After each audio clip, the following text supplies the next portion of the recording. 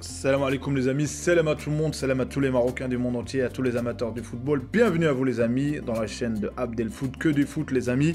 Donc on va parler aujourd'hui les amis, comme vous avez vu dans la miniature, l'infrastructure au Maroc.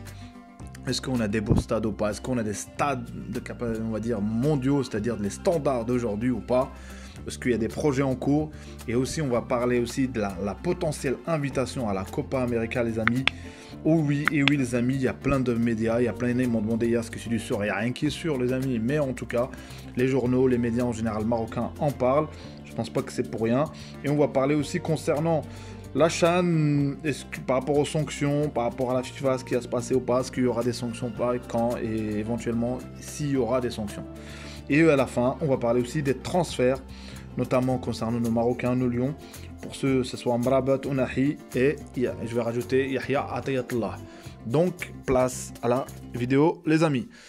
Donc voilà les amis, comme j'ai parlé déjà en premier, je vais parler d'infrastructure les amis.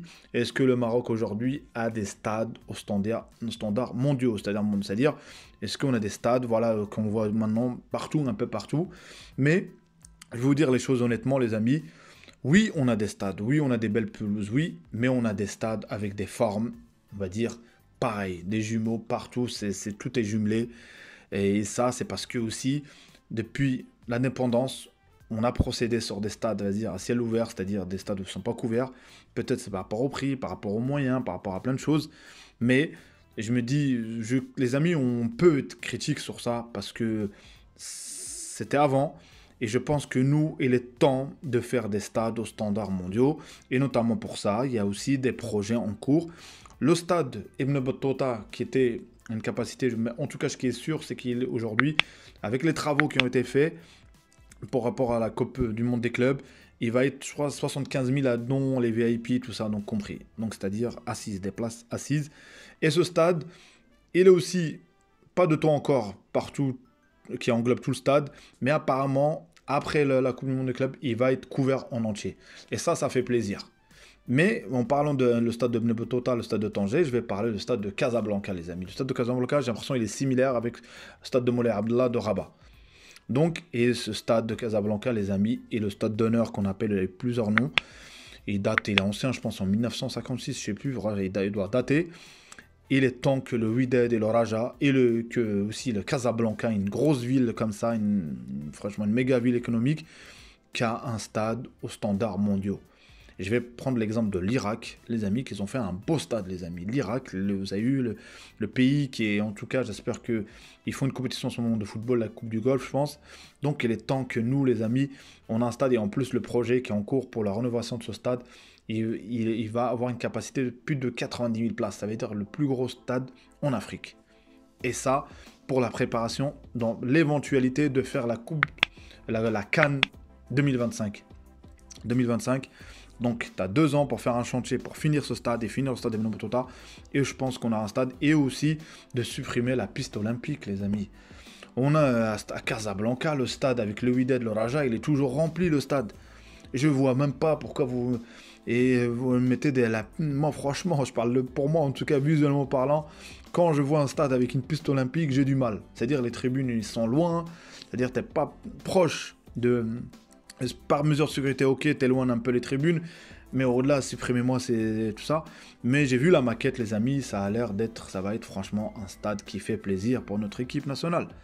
Donc voilà, les amis, il faut dire les choses quand ça va pas. C'est comme ça qu'on avance, les amis. C'est comme ça que notre pays va avancer, si on est faisant des critiques constructives, positives, pour qu'on avance. Et on se dit tout est beau, nous, pas tout est beau.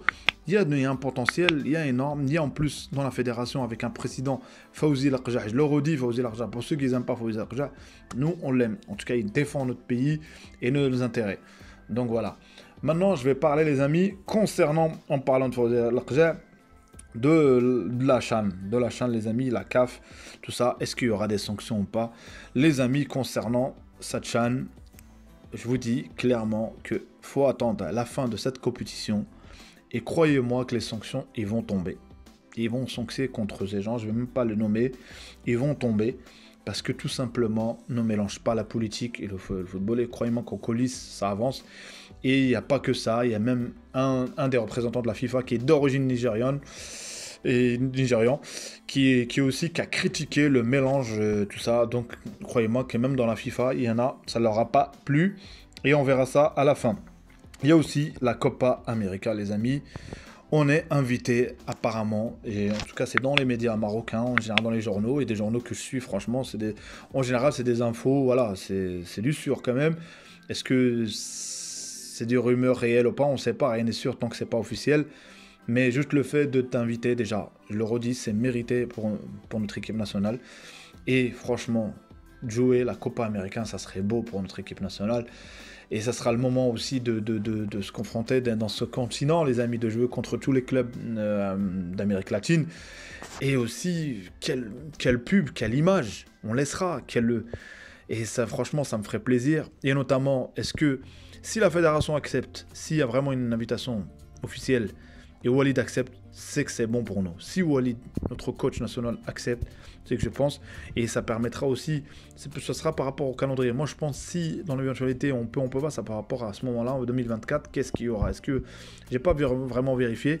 Et ça pourra aussi faire profiter aussi de peut-être des joueurs qui seront pas sélectionnés, à ce moment-là, de les sélectionner et de voir leur potentiel et tout ça. Ça sera franchement une préparation énorme dans la potentialité d'être qualifié pour la Coupe du Monde, Inch'Allah. Donc voilà, il y a plein de choses comme ça, les amis. C'était surtout ce que je voulais dire sur la Copa América. Et maintenant, on va parler aussi des transferts. Les transferts, notamment Amrabat, les amis. Ounahi Atayatlah. Amrabat, l'Atlético se retire sur la course de vouloir recruter Amrabat. Je pense que la Fiorentina a exigé pas mal de choses, on ne pouvait pas vraiment le lâcher tout de suite, ou nous n'ont pas eu vraiment de propositions qui leur plaisaient, je pense. Est-ce que Amrabat partira ou pas? Moi, je pense qu'il vaut mieux qu'il reste à la Fiorentina et qu'il parte à la fin de saison, parce que débarquer en plein mercato dans un club, c'est comme si tu venais en tant que pompier, parce que je pense que les gros clubs, généralement, ne recrutent pas à ce moment-là. Mais s'il faut attendre, et à la fin de saison, il regarde. Parce que pour moi, les amis, et je vais parler aussi d'Onahi, ça se calme un peu, il n'y a rien. Son agent de joueur, apparemment, c'est Benatia, qui veut vraiment le voir en Italie. Et pour moi, il faut qu'il aille en Italie. Je ne sais pas si j'ai déjà dit dans une vidéo, il faut qu'il aille en Italie, parce que l'Italie, ça forme des joueurs. Ça forme tactiquement le joueur. C'est ça, tactiquement. L'aspect défensif, l'aspect tactique, et beaucoup de grands joueurs sont passés par là. Il y a aussi Hakimi qui a fait Dortmund après l'Inter. Est-ce que ça lui a servi? Je pense si, ça lui a servi, je pense. Et il y a aussi l'info Atayatlah. Atayatlah, les amis, qui a fait une belle Coupe du Monde, les prestations au moment qui est rentré, qui va jouer, qui a été demandé par le Montpellier, les amis. Montpellier qui a mis une somme de 500 000, alors que Louis Dede veut 1 million d'euros. J'espère qu'il ira, j'espère qu'il trouvera un juste milieu qui va là-bas et qui montrera que les joueurs de la Botola, il y en a, ils ont du potentiel. En tout cas, en Coupe du Monde, il nous a prouvé qu'il était là. Donc voilà, les amis, j'espère que nos Lions, avec cette Coupe du Monde qu'ils ont fait, qui profitent, j'espère que ce soit Bounou, que ce soit Nesri, que ce soit Amellah, que ce soit notamment info concernant Amellah, qui a un adore actuellement et qui a construit une maison pour les enfants, voilà, qu'ils ont perdu leurs parents, tout ça. Donc franchement, un beau geste, Inch'Allah, que ça soit dans les hasanets pour lui. Donc voilà, et ça c'est beau. Il faut que nos Lions, honnêtement, je le dis avec tout mon cœur, qu'ils profitent, parce qu'ils ont fait une belle Coupe du Monde, et qu'ils arrivent à transformer ça dans leur club, dans leur situation, on va dire, que ça leur profite. Donc voilà.